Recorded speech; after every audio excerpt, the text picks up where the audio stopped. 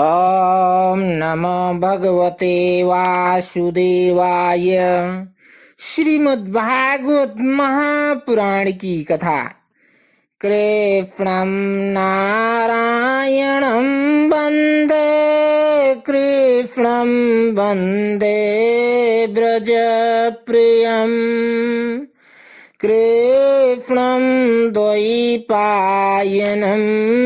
वन्दे, कृष्णं वन्दे पृथासुतम्।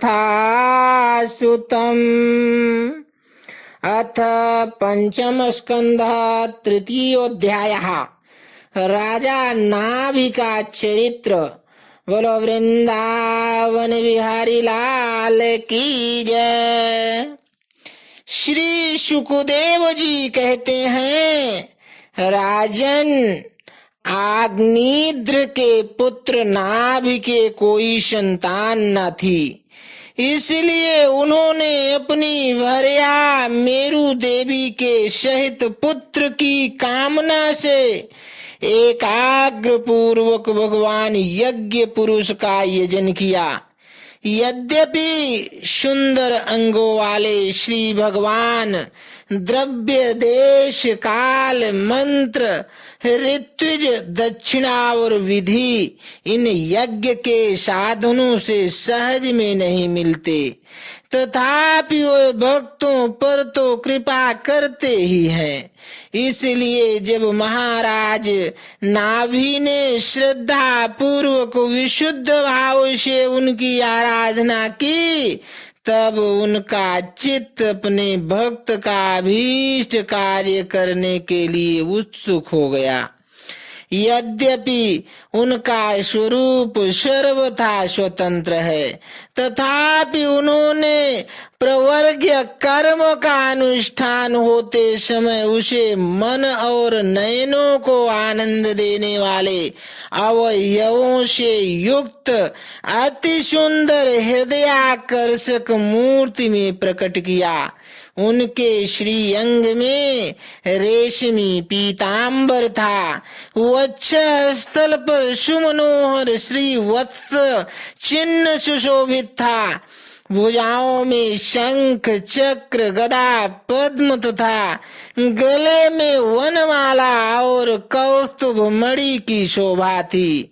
संपूर्ण शरीर अंग प्रत्यंग की कांति को बढ़ाने वाले किरण जाल मंडित मणिमय मुकुट, कुंडल, कंकण, करधनी, हार, बाजूबंद और नूपुर आदि आभूषणों से विभूषित था।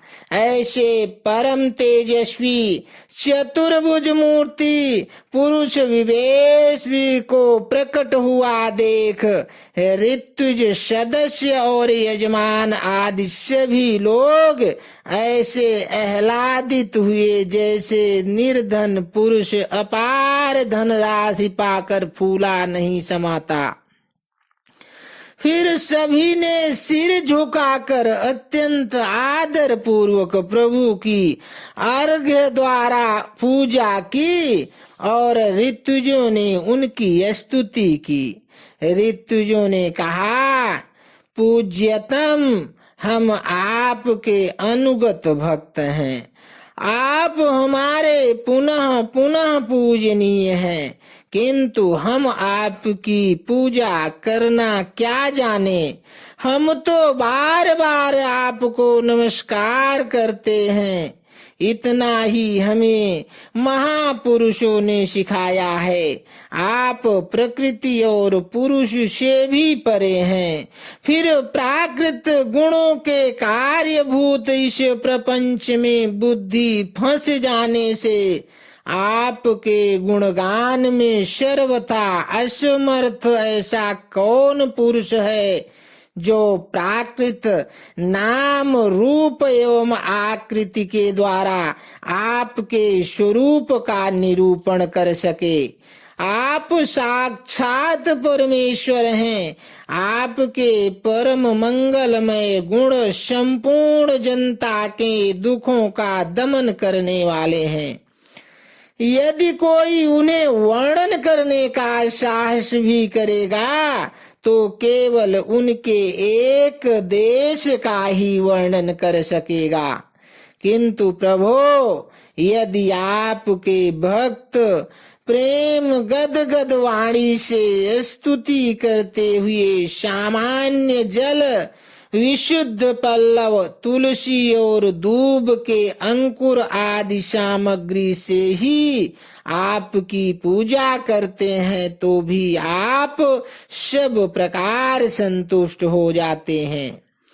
हमें तो अनुराग के सिवा इस द्रव्य कालादि अनेकों अंगों वाले यज्ञ से भी आपका कोई प्रयोजन नहीं दिखलाई देता, क्योंकि आपके स्वतः ही क्षण क्षण में जो संपूर्ण पुरुषार्थों का फल स्वरूप परमानंद स्वभावतः ही निरंतर प्रादुर्भूत होता रहता है, आप साक्षात उसके स्वरूप ही हैं। इस प्रकार यद्यपि आपको इस यज्ञादि से कोई प्रयोजन नहीं है, तथापि अनेक प्रकार की कामनाओं की सिद्धि चाहने वाले हम लोगों के लिए तो मनोरथ सिद्धि का पर्याप्त साधन यही होना चाहिए। आप ब्रह्मादि परम पुरुषों की अपेक्षा भी परम श्रेष्ठ हैं। हम तो यह भी नहीं जानते कि हमारा परम कल्याण किसमें है और न हमसे आपकी यथोचित पूजा ही बनी है। तथापि जिस प्रकार तत्वज्ञ पुरुष बिना बुलाए भी केवल करुणावश अज्ञानी पुरुषों के पास चले जाते हैं, उसी प्रकार आप भी हमें मोक्ष संज्ञक अपना परम पद और हमारी अभीष्ट वस्तुएं प्रदान करने के लिए अन्य साधारण यज्ञ दर्शकों के समान यहाँ प्रकट हुए हैं।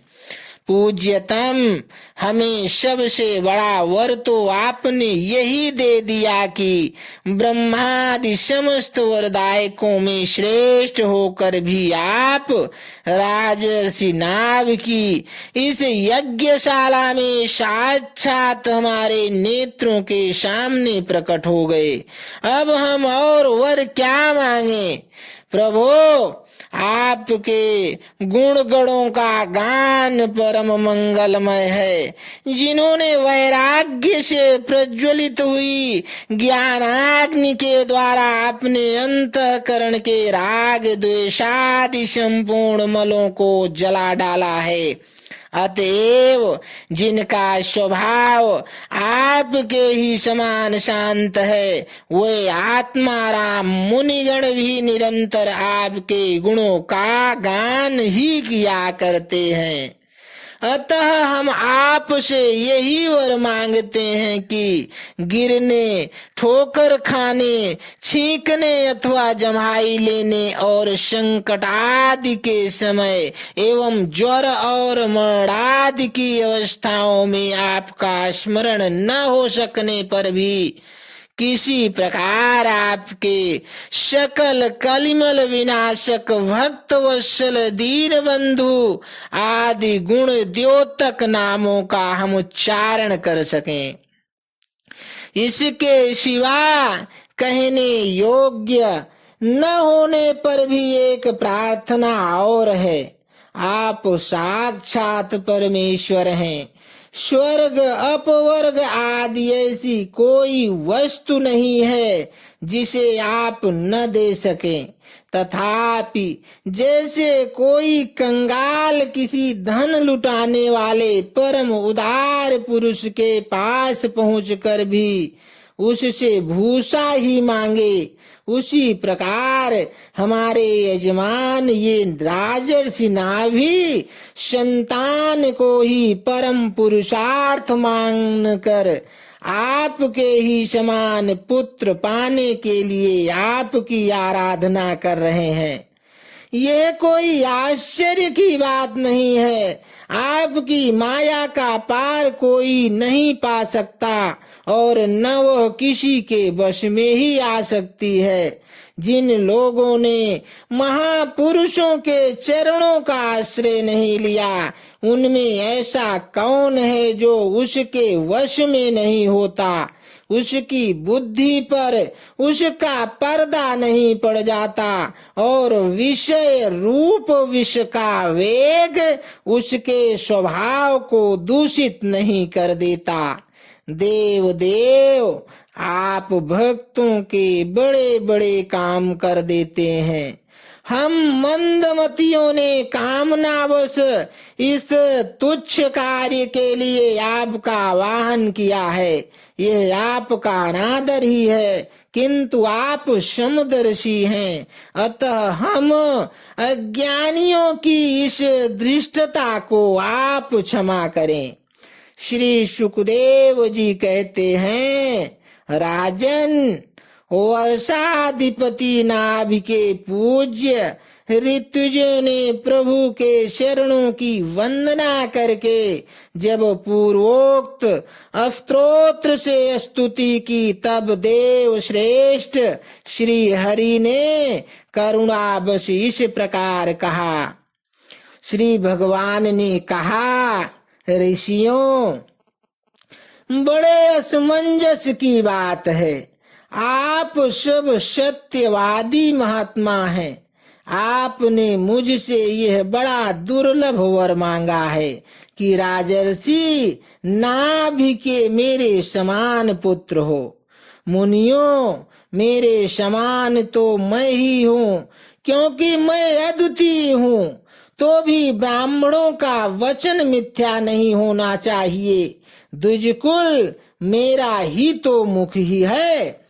इसलिए मैं स्वयं ही अपनी अंश कला से अग्निध्र नंदन नाभि के यहाँ अवतार लूंगा, क्योंकि अपने समान मुझे कोई और दिखाई नहीं देता।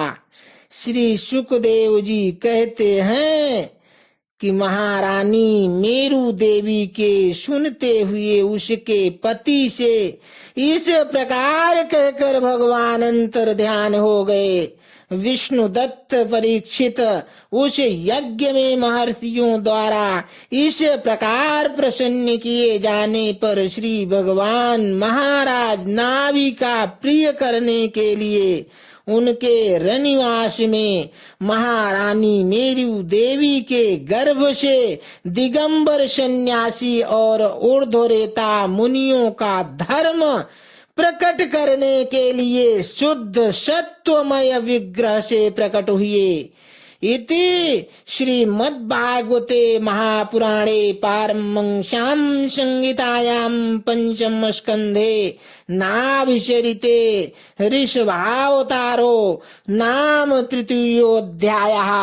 बोलो वृंदावन बिहारी लाल की जय। बोलो विष्णु भगवान की जय।